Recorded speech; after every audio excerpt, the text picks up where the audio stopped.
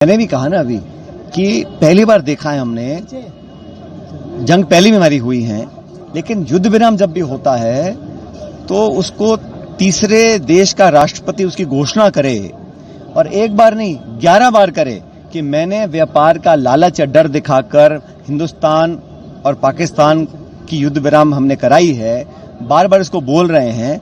तो इस बात का अगर ये झूठ भी है तो इसका खंडन कोई विदेश मंत्रालय का प्रवक्ता नहीं कर सकता।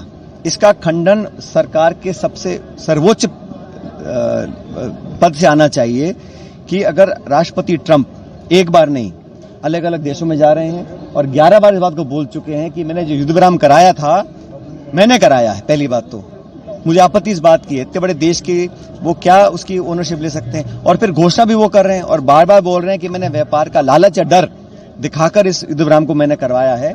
इसको मुझे लगता है कि सरकार को अगर इसको सही नहीं मानते हैं तो खंडन करना चाहिए, और वो बार बार बोले चले जा रहे हैं। इसका मतलब है सरकार को सफाई देने का समय आ चुका है और देना भी चाहिए।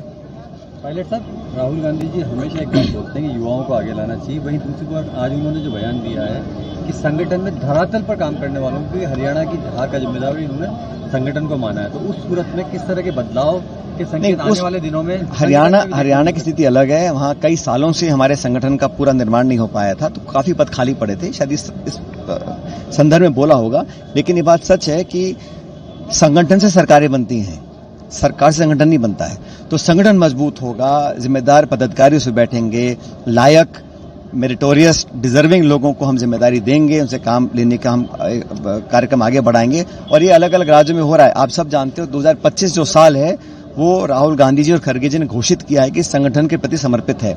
अब वो चाहे गुजरात हो, मध्य प्रदेश हो, हरियाणा हो, हर जगह जो जिलाध्यक्षों की नियुक्ति है वो एक अलग प्रक्रिया से हम लोग कर रहे हैं और एक मापदंड तय कर रहे हैं, पारदर्शिता से कर रहे हैं, जवाबदेही तय कर रहे हैं। और इस संगठन को अगर हम अच्छी तरह मजबूत करेंगे तो मुझे लगता है इसका लाभ आने वाले कई चुनावों में देखने को मिलेगा। अभी बिहार के चुनाव हैं, फिर असम केरला के चुनाव हैं, तो हर जगह ऑर्गेनाइजेशन जो है वो पूरी तरह मेहनत कर रहा है, ताकत दे रहा है आगे बढ़ने का। और जो राहुल जी कह रहे हैं उस पर हम सबको मिलकर अमल भी करना है। किरोड़ीलाल मीणा इन दिनों लगातार एक्शन, नकली खाद के गोदाम लगातार मिल रहे हैं, किस तरह देखते हैं? बड़े दुर्भाग्य की बात है कि इतने बड़े पैमाने पर इस प्रकार के काम चल रहे थे। उसका जो खुलासा भी किया है, मुझे लगता है कार्रवाई भी करनी चाहिए। और ये जो वर्किंग है, ये काम शायद गृह मंत्रालय का है या और डिपार्टमेंट करते होंगे, लेकिन वो कोई और विभाग कर रहा है, उससे कुछ लोग असहज भी हो रहे हैं। लेकिन ये राजस्थान के जो हालात हैं उस पर एक आईना दिखाने का काम हो रहा है, और प्रदेश में संदेश भी जा रहा है कि जानबूझकर कालाबाजारी, जमाखोरी, मिलावट करने वाले लोगों को कोई न कोई संरक्षण दे रहा है, क्योंकि बिना संरक्षण के इतने बड़े पैमाने पर इतनी जगह पर इस प्रकार कार्रवाई को कर नहीं सकता। तो जो हो रहा है वो बड़ा उस पर जांच होनी चाहिए, और ये अगर सुर्खियों से बात हट जाएगी और फिर वो लोग बाहर आ जाएंगे या उनको सजा नहीं मिलेगी तो बड़ा गलत होगा। तो उनको ऐसी सजा मिले कि इस प्रकार के कार्रवाई को दोबारा ना कर सके। लेकिन मंत्री जी खुद छापे मार रहे हैं, तो इससे जो और सत्ता के केंद्र हैं इस प्रदेश में बड़े विचलित हो रहे हैं। तो अभी पता नहीं है ये किसको एक्सपोज कर रहे हैं, वो चोर बाजारियों को या अपने साथ काम करने वालों को। देखिए, हनुमान बेनीवाल जो है वो लगातार धरना दे रहे हैं और बेरोजगारों को लेकर वो मांग भी उठाते रहे हैं। दूसरी ओर कन्हैयालाल चौधरी को लेकर भी उन्होंने बीते दिनों कहा कि उनके भी नेता किसी पे टिप्पणी करते हैं, मैं इस पर कुछ कहना नहीं चाहता हूँ। परिसीमन को लेकर आपने सवाल उठाया, राजस्थान में परिसीमन में मनमर्जी की जा रही है, किस तरीके से? नहीं, जो परिसीमन की प्रक्रिया करना ऐसा कुछ नहीं हो रहा। सिर्फ पॉलिटिकल माइलेज कैसे मिल सकती है चुनाव में? चुनाव अब 1.5 साल हो गया है, कोई चुनाव नहीं कराए जा रहे हैं। तो सरकार डर रही है कि चुनाव होंगे तो पोल खुलेगी। गाँव में काम ठप पड़ा है, विकास बिल्कुल कागजों पे हो रहा है, घोषणाएं हो रही हैं।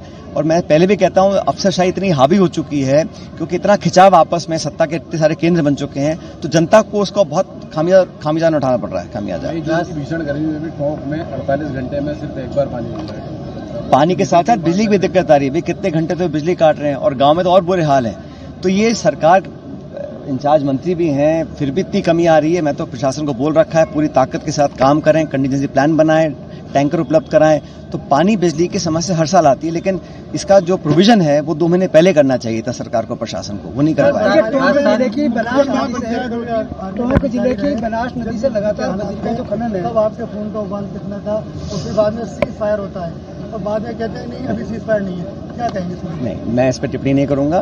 मैं टेरिटोरियल आर्मी में 2012 से काम कर रहा हूं और मेरी यूनिट 124 सिख उस बहुत सारे हम सब लोग अलग अलग जगहों पे काम करते हैं और जब ज़रूरत पड़ती है तो हम सब लोगों को जिम्मेदारी भी दी जाती है, क्योंकि वो जब ऑपरेशन सिंदूर की घोषणा हुई थी तो राष्ट्रपति महोदय ने जितने भी हम प्रादेशिक सेना के अधिकारी हैं उन सबको कहा था कि हम स्टैंड बाय पर रहेंगे और अगर ये लंबा चलता तो हम लोगों को अलग जिम्मेदारी दी जाती। लेकिन ये डिपेंड करता है रक्षा मंत्रालय पर कि किसको कहाँ कब क्या जिम्मेदारी देनी है। हम सब मैं पूरा देश तैयार है।